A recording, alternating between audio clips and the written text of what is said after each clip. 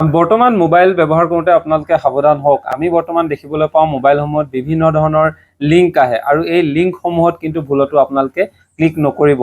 বৰ্তমান সময়ত যি ধৰণৰ চাইবাৰ ক্ৰাইমৰ দৰে সমস্যা বা যি ধৰণৰ ঘটনা সংঘটিত হৈছে, সমান্তৰালভাৱে এনে ধৰণৰ স্কেমাৰ ওলাইছে, ইমান ধৰণৰ ফ্ৰড কৰিছে আৰু এই ফ্ৰডৰ জৰিয়তে আপোনালোকৰ বেংকৰ কিন্তু একাউণ্টৰ টকা ধন এখিনিয়ে লৈ গুচি গৈছে আৰু পাছত আপুনি যেতিয়াই আইনৰ কাষ চাপিব বা চাইবাৰ চেলৰ ওচৰত যাব, তাৰ পাছতো কিন্তু আপোনাৰ পইচা উদ্ধাৰ নহ'ব। সেয়ে এই ধৰণৰ যি সমস্যা, এই সমস্যাসমূহৰ পৰা আঁতৰি থাকিবৰ কাৰণে আপোনালোকে কিন্তু অতি সাৱধান হোৱাটো উচিত।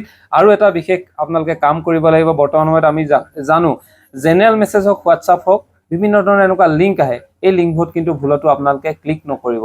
এই লিংকবোৰ ক্লিক কৰাৰ লগে লগে আপোনাৰ প্ৰাইভেচি যিমানসমূহ আছে গোটেই এপ্লিকেশ্যনবোৰ সিহঁতে গম পায় আৰু তাৰ পাছতে আপোনাৰ বেংকৰ ডিটেইলছৰ পৰা গৈ আপোনাৰ বেংকৰ টকা লৈ গুচি যায়।